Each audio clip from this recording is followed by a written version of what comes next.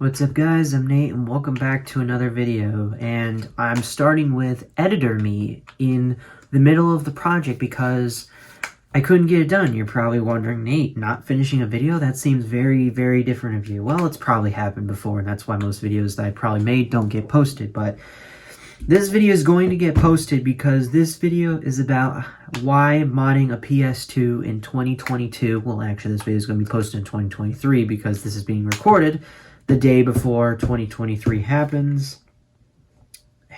It's weird, but modding your PS2 in 2023 is good because you get to play some of your old games that you probably played. I'm modding it so I get to play that generation of PS2 games since I never grew up with a PS2. I grew up with a GameCube, so I wanted to compare the two consoles before I leave, so... But it had to be postponed. I'm probably not going to get this project done until maybe like next week or something because I got to wait for New Year's to happen because everything's closed and I can't get stuff, so... It's a pain, so probably future me will talk about how and why modding your PS2 is a good idea, so that's all I have to say right now, and let's get started.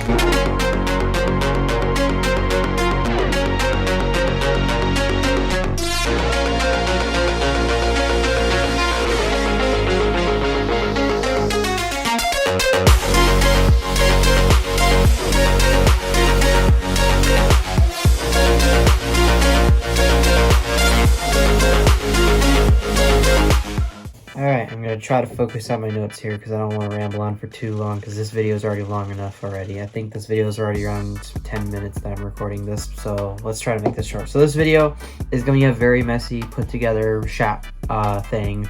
Clips are going to be disorganized, there's going to be a lot of transitions of me wearing different clothes. It's just a very messy system, and I apologize for being clutterful, but the main reason of this video was to talk about how the PS2 is still good in 2023.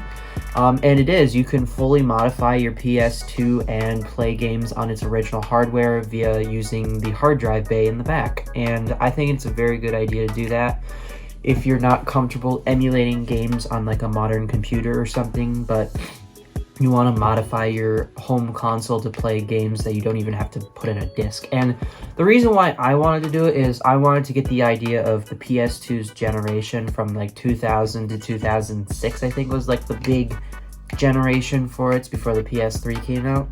And I wanted to play the console since I got it, and it's just been sitting in my basement. And the disc drive on it works, but it's very slow, and I feel like the disc drive is just going to stop working eventually. So in the next clip I'm going to show you, I'm going to be using a different drive. I was originally going to use, I don't have it on my desk here, but I was going to use like one of those big mechanical full SATA drives. I don't have one. That didn't work. I couldn't get it to talk to my computer and format it to a PS2 drive. I just ended up using my old dead Xbox One hard drive, which was like 500 gigabytes, which was probably more than I needed. All of the stuff that I talk about is in the description. I followed a video tutorial by a YouTube channel. I forgot the name off the top of my head, but I'll put it in the description, which his description has all the links you need to use to modify your PS2 if you ever want to do what I just did. So I think that's all I need to mention. So without further ado, let's get on with this process. And this video is going to be very hectic, so try to keep your mental state calm. Mine was not, and during this project. Anyways, let's continue with the video. So I originally didn't use the big hard drive, I used the smaller one, so it does still fit though, but it also might be faster since the drive is a little bit smaller and it has a faster read to it. So the drive plugs into here, and then the thing plugs into the PS2 itself.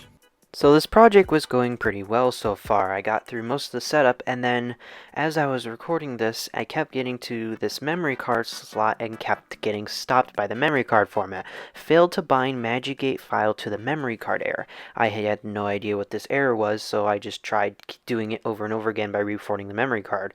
And I ended up actually redoing the entire MacBoot setup again, and it still didn't work. And, well, here's the reason why it didn't work.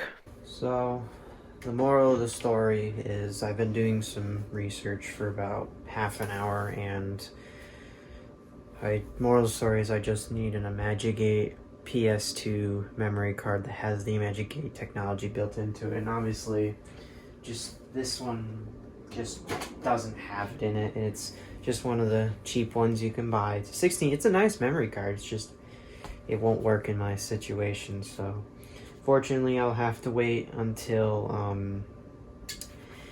my store down, because all the stores are closed because it's New Year's Eve. So my retro game store is closed until I think the 3rd or the 2nd, and it'll open back up on the 3rd or the 2nd, one of those 2 days. So I'll have to wait until then to pop in and get an official PS2 memory card, now that I know that that is an issue. So this project will be put on hold until I get a new one. So yeah, I guess this is just gonna sit here for the next few days. Yay. More waiting. Fantastic. Huh, Crix? More waiting. Bless you. Bless you. You want to get down? Sorry. Okay.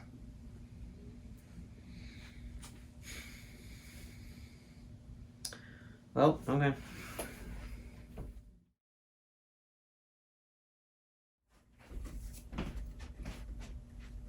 Happy New Year.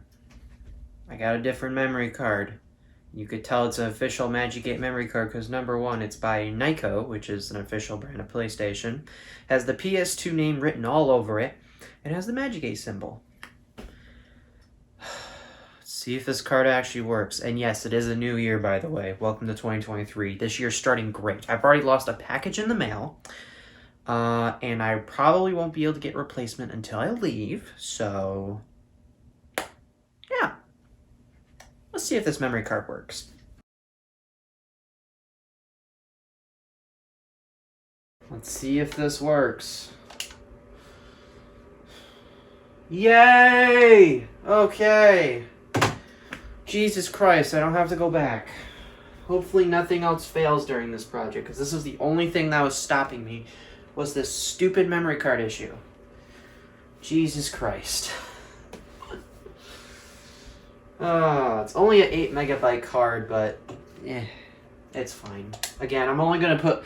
The card can only store it up to, like, I think 255 game saves, and then the disc can only store up to 255. And I'm only going to put, like, 20 games on this system, so it's not really an issue. Alright, now I get to move on. Alright, so maybe if you can tell, actually I'll come into this bathroom here. I'm back. I was gone for a while. Oh gosh, okay. I'll do this quick. Maybe you can tell my eyes are dilated because I had to get my eyes looked at. Those lights are bright, Jesus Christ. I'm downloading games to my computer here. If anyone's into modding, I would recommend Vimslayer's Vault. They have a bunch of game classics right here. I'm not even pointing at the thing. Has a bunch of game classics that you can choose from. I'm choosing 20 games from the entire PS2's generation, all the way from the year 2000 all the way up to, I think, 2011, which is the last time that the PS2 had games. Maybe it was 2012, but whatever. There was a game that came out for the PS2 in like 2011, and I wanted to see what that was about. I forgot which game it was. Oh yeah, it was FIFA Soccer 12. So Gear came out in 2011, so they were still making games for the PS2 all the way up to 2011, which was a pretty long time, and the PS3 was already out for 6 years, so it's cool that they still had support for these games. And there's a lot of games, so I'm picking 20 games for most of the generation. A couple of them I picked because I wanted to play them, which was, like, for example, like Grand Theft Auto Vice City, Grand Theft Auto San Andreas, Lego Star Wars, the original trilogy, and the video game. I'll also pick a couple other ones. I think I might do Lego Batman and Lego Indiana Jones, because I had no idea those games came out for the PS2. Zero clue. The reason why I wanted to do the PS2 for Lego Lego Star Wars was because I have a GameCube that has the same rough amount of graphics, and my Nintendo Wii as well. I'll probably pick the GameCube and its graphics because those are the closest to the PS2. Now, I would also do the Wii, but I can't. Wii has a bit of unfair competition since it's newer and better graphics. And plus, I have the Wii's component cable instead of its regular video cable, so it's kind of harder to tell if the graphics are the same because I have the PS2's component cable, which I didn't even know a PS2 had a component cable, but I only have the GameCube's video cable, so it's probably not a fair comparison that I'm using the PS2's video cable because, in my opinion, I think the GameCube's graphics look better, but it's, again, really hard to tell, and we'll just have to see for myself. But these games are going to take a while to download because each of them are now 3 gigabytes a piece, which is really big. Like some of the games, like the Lego Star Wars, the video game was the smallest. It was like 400 and some megabytes. So. But Grand Theft Auto San Andreas, Gran Turismo 4 is 4 gigabytes. So these games are getting pretty big, so they take a while for them to download. But this website has literally every game in the book, and it's very compatible with virtual games like Dolphin, for example. Wii games and GameCube games on Dolphin will run perfectly from this website, so definitely recommend go check them out if you're trying to mod or play Dolphin on your PC or Mac. I would just try that website, and it has every game ever. Alright, I have the hard drive back in the PS2. Let's see if we can finish this project. I'm really close, I know I am, so let's get it done.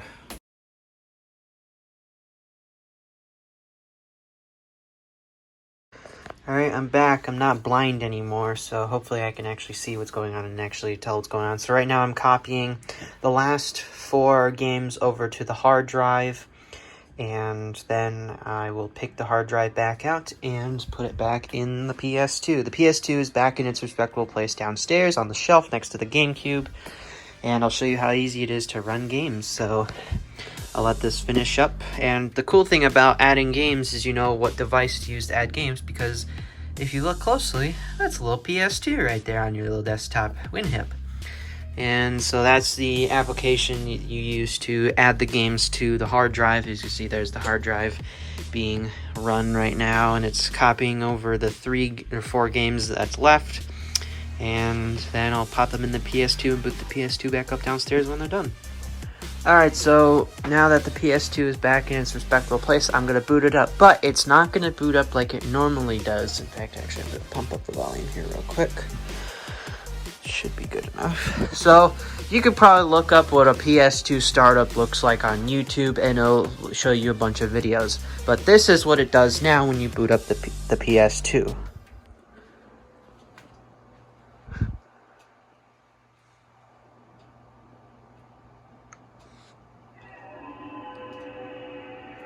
So there you go, it is now in free McBoot, and it didn't even show the PS2 boot up screen anymore.